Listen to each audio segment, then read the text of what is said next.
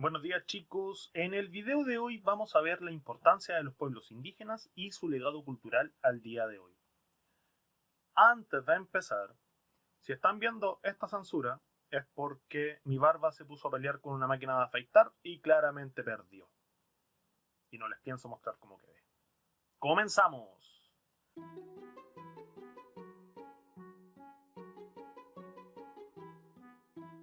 Hoy, en un mundo cada vez más globalizado, donde existe información inmediata y adoptamos patrones culturales de lugares extremos en el mundo, que no estoy diciendo que esté mal, ¿cuántas veces nos ponemos a pensar en la importancia de los pueblos indígenas? O más aún, ¿cuántas veces nos preguntamos cuál es el rol que cumplen los indígenas en el mundo actual?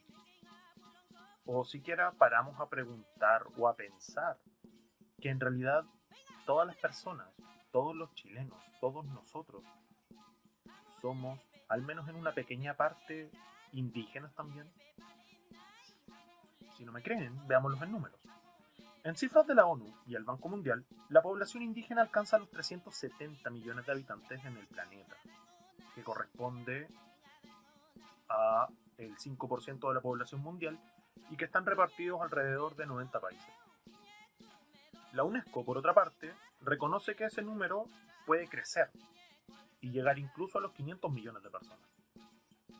Solo en América Latina, según la CEPAL, para el año 2010 contábamos con 45 millones de personas equivalentes a indígenas. Y eso es el 8,3% de la población de toda Sudamérica. Y si lo vemos a nivel nacional, según el último censo corregido del año 2017, 2.185.792 personas declaran pertenecer a una etnia indígena, lo que corresponde al 12,8% de las personas a nivel nacional. Ahora, si nos introducimos un poco en la cultura de estos pueblos indígenas, vamos a ver que tienen una rica y variada presencia cultural incluso hasta nuestros días. Comencemos con los idiomas. En América precolombina se hablaba una gran cantidad de lenguas y variables. Los aztecas hablaban náhuatl. Los mayas hablaban algo que se llama lenguas mayenses o protomaya. Y los incas hablaban quechua. Estos tres idiomas se hablaban en grandes áreas del territorio americano debido a la expansión cultural de los imperios indígenas. Según la UNICEF, en Latinoamérica, actualmente se hablan 420 lenguas indígenas diferentes, de las cuales 103 se hablan en más de un país. El más grande representante de esto es el idioma quechua, el que se habla en Argentina, Bolivia, Brasil, Chile, Colombia, Ecuador y Perú. No podemos negar que el idioma español se ha visto enriquecido por los aportes de los pueblos indígenas. Palabras como quiltro, laucha, guata, piñén, pilcha, yapa vienen del mapudungún, mientras que apapachar, aguacate, chocolate, tomate, chicle vienen del náhuatl. Las palabras poncho, morocho, chacra, guano vienen del quechua, mientras que las palabras guagua, antes, apañar, maña y paya vienen del dialecto aymara. En los pueblos precolombinos el arte era muy importante. Se desarrolló la pintura, la escultura, la orfebrería, la cerámica, la sastrería, entre otros. En Mesoamérica, que es esta zona cercana a la península de Yucatán, el arte estaba íntimamente relacionado con la política y con la religión. Es normal encontrar representaciones artísticas de dioses, guerreros, conquistas, combates, batallas. El arte incaico se caracteriza por los patrones geométricos, colores tierra y el uso magistral del oro. Eran geniales trabajando el oro. Además, también usaban otros metales para la creación de adornos, vasos, arte decorativo, piercings, anillos, aros, vasos, entre otros. Además, los imperios precolombinos, es decir, los incas, aztecas y mayas, fueron excelentes constructores. Los incas construyeron grandes ciudades, carreteras, y además construyeron Machu Picchu, la ciudad sagrada escondida en los Andes, la cual se construyó a más de 2.400 metros sobre el nivel del mar, y hasta el día de hoy representa un desafío arquitectónico casi imposible de igualar.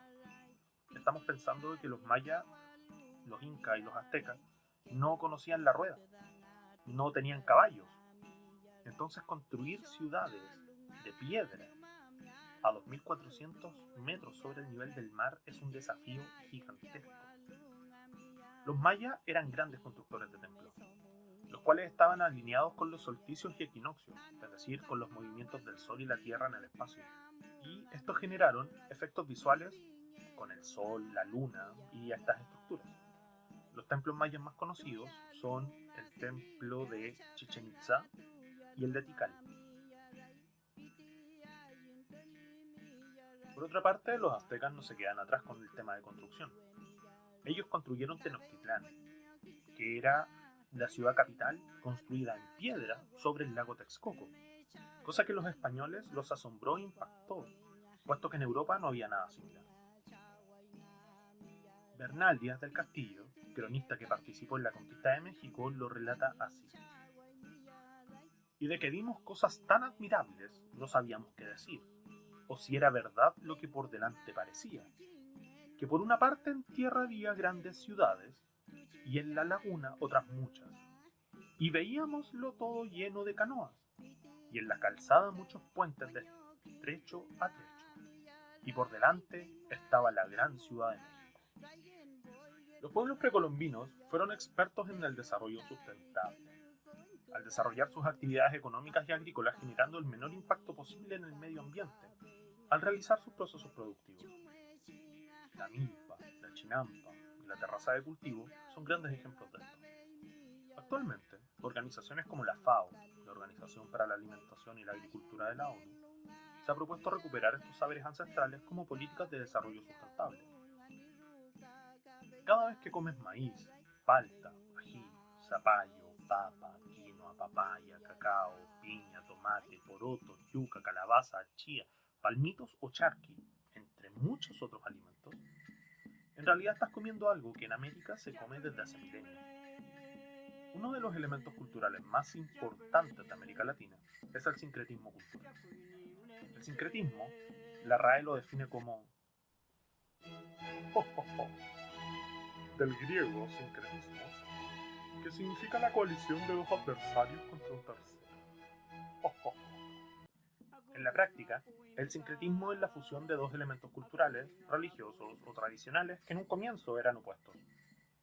En América esto se ve principalmente con la religión. En América, con la llegada de los españoles, muchos templos y elementos sagrados fueron destruidos para posicionar templos cristianos encima, y de esa forma imponer de manera forzosa el canon religioso.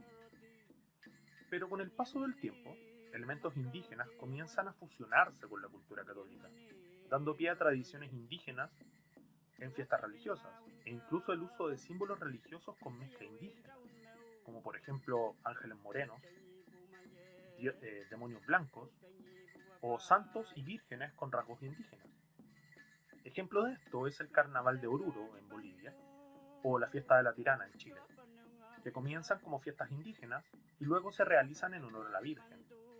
También tenemos la celebración del Día de Muertos, que es una celebración indígena a los dioses Mictlantecuhtli y Mictecacihuatl, los que pasaron a ser una ceremonia católica conocida como el Día de Todos los Santos. Pero, ¿cuál es la situación actual de los indígenas americanos? Hoy en día nadie puede negar la herencia e importancia de los pueblos indígenas en la vida actual. Pero aún como sociedad estamos en deuda en reconocer elementos importantes como sus tradiciones, lengua, derechos y más básico aún, sus derechos a la tierra ancestral que les fue arrebatada con el proceso de conquista y descubrimiento.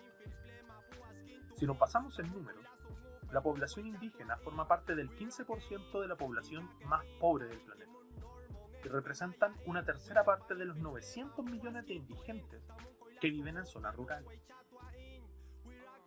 Además de ello, casi no tienen representantes políticos, sus derechos humanos se ven vulnerados constantemente, no tienen derecho a controlar su desarrollo en base a sus creencias, valores y costumbres, ya que deben adherirse a las políticas de cada país.